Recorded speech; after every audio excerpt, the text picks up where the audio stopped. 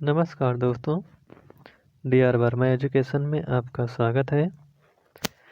जैसा कि हमने प्राचीन इतिहास को समाप्त कर दिया है और प्लेलिस्ट में एक सीक्वेंस वाइज से सब उसमें पड़ा हुआ है, तो उसके बाद अब शुरू करते हैं मध्यकालीन इतिहास। तो मध्यकालीन इतिहास के अंतर्गत पहला जो पार्ट है वह है इस्लाम धर्म का उदय। तो चलिए शुरू करते हैं इस्लाम धर्म का उदय। तो विश्व के प्राचीन धर्मों में इस्लाम धर्म का एक अत्यंत महत्वपूर्ण स्थान है। इस्लाम का शाब्दिक अर्थ है समर्पण, अर्थात ईश्वर के प्रति पूर्ण समर्पण ही इस्लाम धर्म है। यानी जो इस्लाम का अर्थ होता है वह है समर्पण, और ईश्वर के प्रति पूर्ण समर्पण ही इस्लाम धर्म है। इस्लाम धर्म की स्थापना का श्रेय हज़रत मोहम्मद साहब को जाता है। यानी जो इस्लाम धर्म के संस्थापक हैं या स्थापना करने वाले वह हज़रत मोहम्मद साहब हैं। तो हज़रत मोहम्मद साहब की जीवनी देखते हैं। हज़रत मोहम्मद साहब का जन्म जो हुआ था वह 570 ईस्वी में हुआ था, और जिस स्थान पर हुआ था उसका नाम है मक्का। उनकी माता का नाम अमीना और उनके पिता का नाम अब्दुल्ला। उनके चाचा का नाम अबू तालिब और उनकी पत्नी का नाम खदीजा। और जो हज़रत मोहम्मद साहब थे वह कुरैशी जनजात के थे, और जो उन्होंने एक ग्रंथ लिखा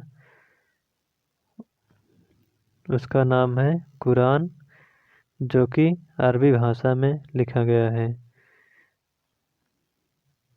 और उनकी मृत्यु हुई थी 632 ईस्वी में।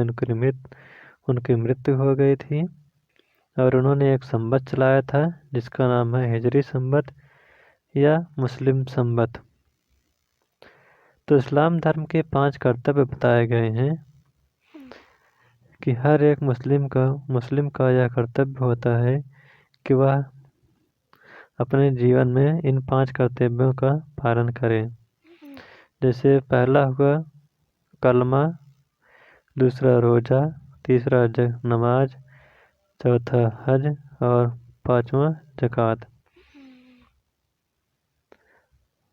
तो वह कलमा करे और रोज़ा यानी रोज़े के महीने में 1 महीने तक वह व्रत रहे, और नमाज यानी दिन में उनको 5 बार नमाज पढ़ना है। और हज यानी वह अपने जीवन में 1 बार मक्का की यात्रा करे। और लास्ट है ज़कात, यानी वह अपनी कमाई का 2.5%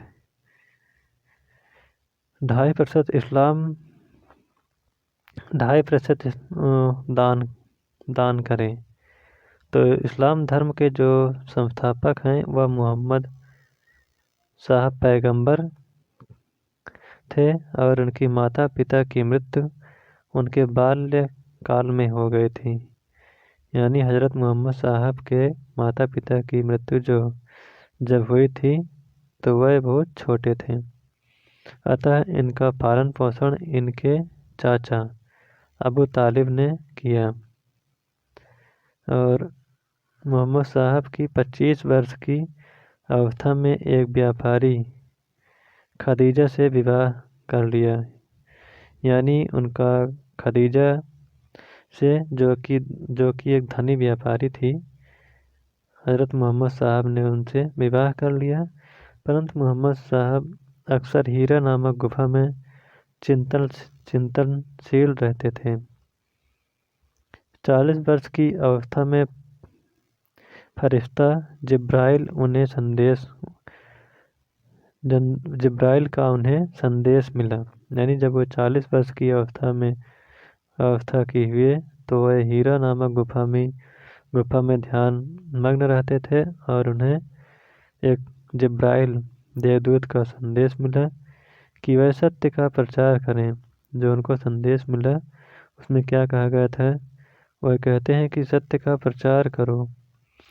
मोहम्मद साहब ने अब इस्लाम धर्म का प्रचार करना शुरू किया और वह रसूल यानी देवदूत तथा नबी यानी सिद्ध पुरुष के रूप में विख्यात हुए।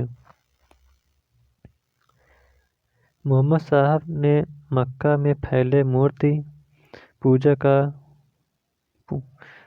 पूजा की घोर निंदा की। यानी जो मक्का में वहाँ मूर्ति पूजा होती थी तो मोहम्मद साहब ने इसका कहा कि मूर्ति पूजा नहीं करनी चाहिए, उसकी निंदा की। और उन्होंने बताया कि अल्लाह की सीधे आराधना करनी चाहिए क्योंकि इस्लाम का आधार एक ईश्वरवाद है। यानी उसमें मूर्ति पूजा यानी बहुदेववाद प्रचलित था। तो मोहम्मद साहब ने कहा कि ईश्वर एक है और इसकी पूजा करनी चाहिए, एक ईश्वरवाद में वह विश्वास करता है। और परिणाम स्वरूप में मक्का में उनके अनेक शत्रु हो गए। यानी जब वह एक ईश्वरवाद की तरफ अपने लोगों को आकर्षित किया क्योंकि उसमें बहुदेववाद प्रचलित था। तो जब उन्होंने संदेश देना शुरू किए ईश्वर एक है और उसकी पूजा करनी चाहिए तो उनके अनेक वहाँ पर शत्रु हो गए। तो शत्रु के कारण वह मक्का छोड़कर मदीना चले गए। जब मक्का से मदीना वह गए तो उसी को हिजरी संवत या मुस्लिम संवत कहा गया, जो कि 622 ईस्वी में इसकी शुरुआत मानी जाती है। मदीना से ही उन्होंने एक छोटी सी मस्जिद बनवाई। यानी मदीना में एक छोटी सी मस्जिद का निर्माण करवाया और इस्लाम धर्म की प्रमुख पुस्तक कुरान की रचना की, जो कि अरबी भाषा में लिखी गई है। मोहम्मद साहब के अनुयायियों के 5 कर्तव्य बताए हैं, जैसे कलमा, रोज़ा, नमाज, ज़कात और हज को पूरा करना आवश्यक था। 622 ईस्वी में एक गंभीर बीमारी 632 ईस्वी में एक गंभीर बीमारी के कारण मोहम्मद साहब की मृत्यु हो जाती है। इसके बाद मोहम्मद साहब इस्लामिक जगत के एकमात्र पैगंबर थे।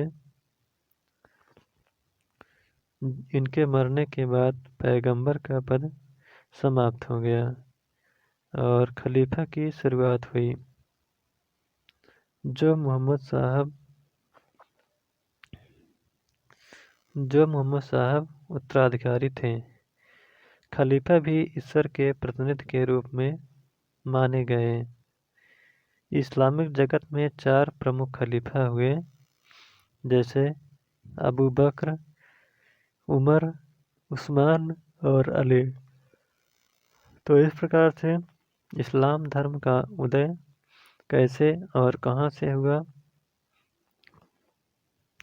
तो यह पाठ समाप्त होता हुआ। अगर यह वीडियो आपको अच्छा लगा हो तो वीडियो को लाइक, शेयर और चैनल को सब्सक्राइब करिएगा। Thank you.